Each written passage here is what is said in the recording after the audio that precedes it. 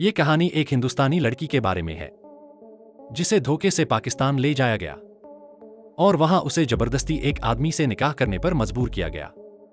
उसके साथ वहां क्या हुआ, क्या वो वापस अपने वतन लौट पाएगी या नहीं, आइए जानते हैं इस दास्तान में।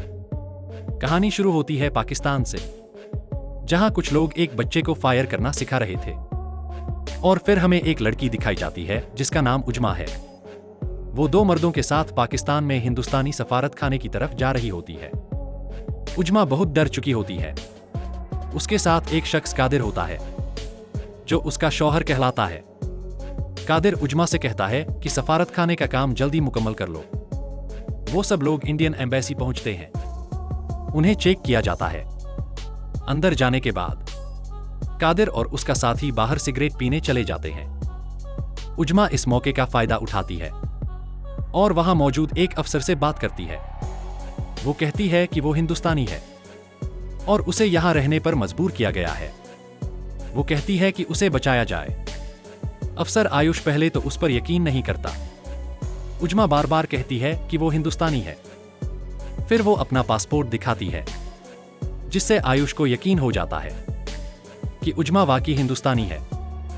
वो उसे गेट नंबर 6 से अंदर जाने को कहता है। उजमा फौरन अंदर चली जाती है और गेट बंद हो जाता है।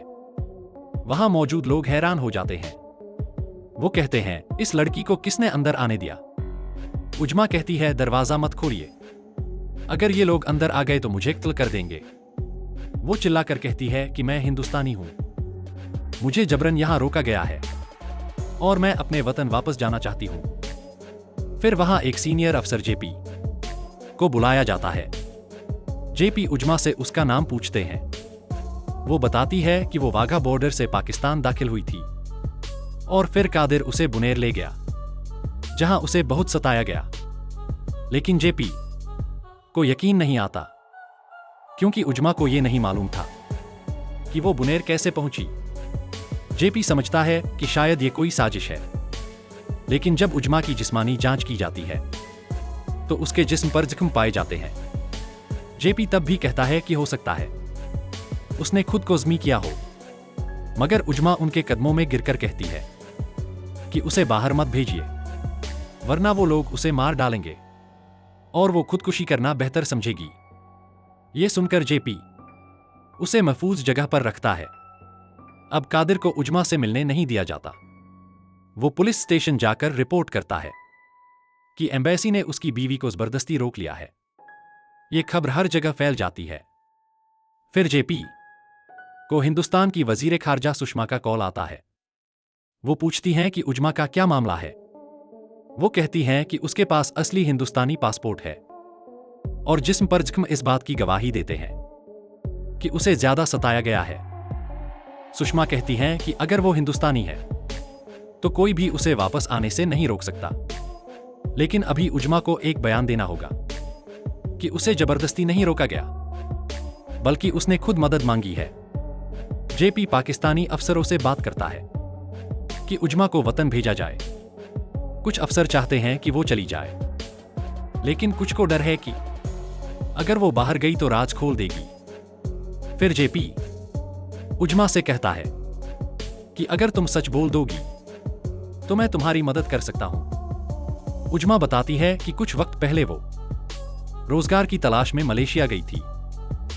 यह दास्तान मलेशिया से आगे बढ़ती है। मलेशिया में उजमा की दोस्त शाहीन और उसका शौहर रहते थे। उजमा भी वहीं उनके साथ रहना चाहती थी, लेकिन जैसे ही वो मलेशिया पहुंची, उसका पर्स टैक्सी में रह गया जिसमें उसके तमाम दस्तावेज मौजूद थे।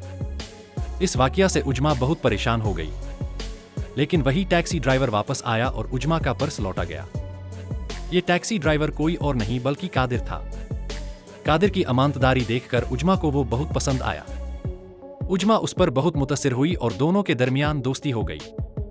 वक्त के साथ दोनों एक दूसरे के बहुत करीब आ गए। एक दिन उजमा को मालूम हुआ कि उसकी बेटी बहुत बीमार है। दरअसल उसकी बेटी को एक संगीन बीमारी थी जिसके इलाज के लिए बहुत ज्यादा रकम दरकार थी। उजमा का शौहर उसे तलाक दे चुका था और वो पहले से ही बहुत दुखी थी। इसी दौरान कादिर ने उससे कहा कि पाकिस्तान में इस बीमारी का इलाज बहुत सस्ता और बेहतर है और वहां ले जाकर हम हमारी नूर को जल्द ठीक करवा सकते हैं। जब कादिर ने उसकी बेटी को हमारी नूर कहा तो उजमा को महसूस हुआ कि शायद कादिर उससे मोहब्बत करता है। इसी एहसास की बुनियाद पर उजमा ने कादिर की बात मान ली। कादिर ने उजमा से कहा कि पाकिस्तान का वीजा हासिल करो और ये बताओ कि तुम अपने किसी रिश्तेदार से मिलने जा रही हो। उजमा ने वैसा ही किया और कुछ ही दिनों में वीजा मिल गया। फिर वो पाकिस्तान रवाना हो गई। वहां एयरपोर्ट पर कादिर और उसका एक साथी उसे लेने आए। उजमा कादिर को देखकर बहुत खुश हुई, मगर अब कादिर पहले जैसा नहीं रहा था। कादिर ने कहा कि हम पहाड़ी रास्ते से जाएंगे। उसने उजमा को उल्टी न होने की दवा दी। दवा खाने के बाद उजमा अजीब सी कैफियत महसूस करने लगी। जब वो कादिर के घर पहुंची तो वो होश में नहीं थी। आंखें खुली तो उजमा ने देखा कि कादिर पहले से शादीशुदा था, बल्कि वो कई बार निकाह कर चुका था और उसके कई बच्चे थे। ये देखकर उजमा बहुत गुस्से में आ गई। उसने कादिर से सवाल किया कि उसने उसे धोखे से यहां क्यों बुलाया। कादिर और उसके साथियों ने उजमा को बंधक बना लिया और उसे बहुत ज्यादा ज्यादती का निशाना बनाया। उजमा बार बार भारत वापस जाने की इल्तिजा करती रही, लेकिन कादिर ने उसकी एक न सुनी। हर रोज उसे मारा जाता, सताया जाता और मजबूर किया जाता।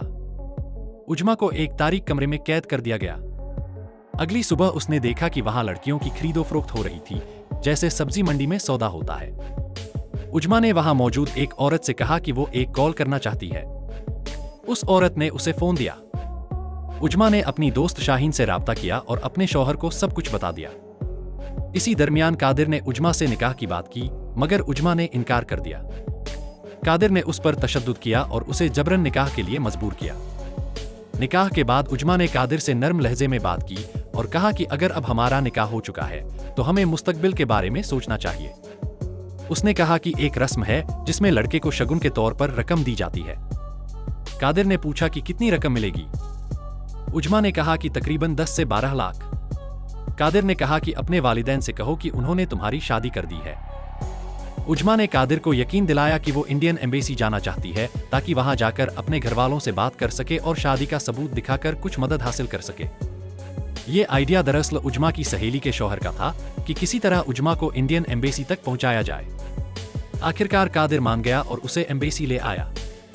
एम्बेसी में जेपी, इंडियन अफसर, ने उजमा को यकीन दिलाया कि वो उसे जल्द से जल्द हिंदुस्तान वापस भेजेगा, लेकिन इसके लिए उसे पूरी हिम्मत से मीडिया के सामने अपना बयान देना होगा। जेपी ने कहा, तुम्हें कादिर का सामना नहीं करना पड़ेगा। तुम बस बाहर जाकर सच बयान कर दो, फिर सब कुछ वैसा ही होगा जैसा तुम चाहती हो। उसी दौरान जेपी ने एक चाल चली। उसने कादिर को कॉल किया और कहा कि उजमा उससे मिलना चाहती है। लेकिन जब तक कादिर पहुंचे, उजमा ने मीडिया के सामने खुलकर अपनी दास्तान बयान कर दी। उसने बताया कि उसे जबरन लाया गया, कैद किया गया, तशद्दुद का निशाना बनाया गया और अब वो सिर्फ अपने मुल्क वापस जाना चाहती है। यह खबर पूरे मुल्क में फैल गई। हर न्यूज चैनल पर उजमा की आवाज गूंज रही थी। लोग सड़कों पर निकल आए उजमा के हक में इंसाफ के लिए। लेकिन दूसरी तरफ कुछ तालिबान ने कादिर को उकसाया कि वो इंडियन एम्बेसी के खिलाफ अदालत में केस कर दे कि उन्होंने उसकी बीवी को जबरदस्ती रोक रखा है। जेपी को जैसे ही इसका पता चला, उसने फौरन अपने वकील से कहा कि इससे पहले कि कादिर केस करे, हम ही उसके खिलाफ केस कर देते हैं।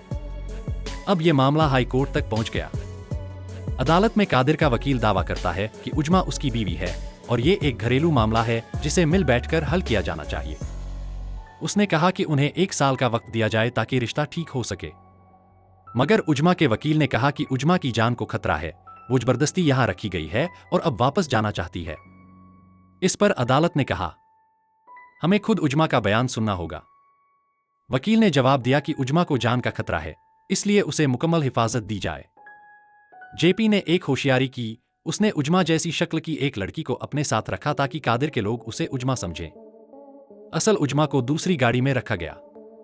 जब ईसिस के कुछ लोग सामने आए और जेपी की गाड़ी पर हमला किया तो उन्होंने समझा कि उजमा अंदर है, मगर वो कोई और थी। इसी वक्त पाकिस्तानी वजीर ने कादिर के सीनियर को कॉल किया और कहा, अगर उजमा को कुछ हुआ तो पाकिस्तान की साख मिट्टी में मिल जाएगी।